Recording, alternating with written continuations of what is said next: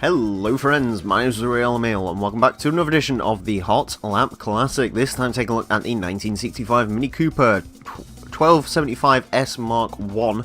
This car was requested by a Rhino GT4 and it is the quickest Mini in the game by far. This is basically supposed to be the Monte Carlo rally winner.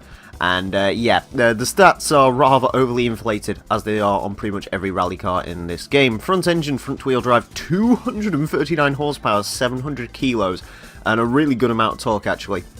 Yeah, they're the stock figures for this car from factory, so yeah, it's a pretty crazy thing, requested by Rhino GT4, don't know if I mentioned that.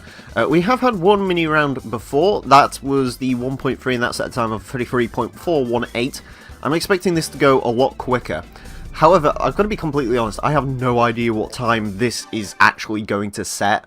It could be crazy quick, I don't know. Anyways, our current leader is a Suzuki Scudo Pikes Peak Edition at a set time of a 27.710. The Mini is unlikely to beat that.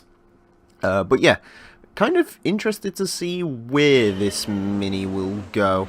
If it is as quick as the statistics promise, then yeah, it could be a seriously quick car. It feels very soft. It feels very rally car.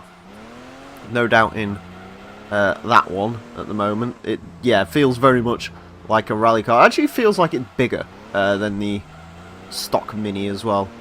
Which would be weird considering I think that Mini is slightly newer. Well, it is very much newer because that's like a 98 Mini and this is a 1965 Mini. Yeah, feels very wallowy on the suspension. Feels like it feels almost like a jelly car to drive. It's really very, very weird on the old suspension front. Yeah, it also really likes going sideways, which is an interesting aspect to it. It actually spins the wheels quite a lot as well, so yeah, it is all very weird to drive the Mini. 32.897 on the first flying lap. So it must be doing something right, because that is quick-ish. I mean, it's quicker than an Aston Martin DB7 and a Ford Mustang, but that's just the nature of this series. The series is very weird. I spoke about it in the last episode a little bit. I love the Hot Lap Classic just because of how weird some of the leaderboard results are. They are crazy. Anyways, yeah, it feels odd. Very odd. I'm not quite sure why it feels as odd as it does, but there you go. It also doesn't feel like it's got 237 horsepower. I think that's a common issue I have with some of these cars. You know, they don't feel as powerful as they advertise. That's probably the same in this. I'm kind of surprised at how much torque it has, considering it's not actually a turbo vehicle. Yeah, I don't know if this is actually going to go any quicker. It feels like it could, but it's just such a odd mashup of driving styles. You know, it sort of understeers, it oversteers, it's got willowy wallowy suspension. It's odd. It's very odd indeed, although by the looks of it this lap could be quicker. Yeah, I have to take a really weird line through that corner to try and keep it under control. I'm basically trying to minimise the understeer and the spinning of tyres on the way out, because that really is hurting the time of this vehicle. Ooh, there we go.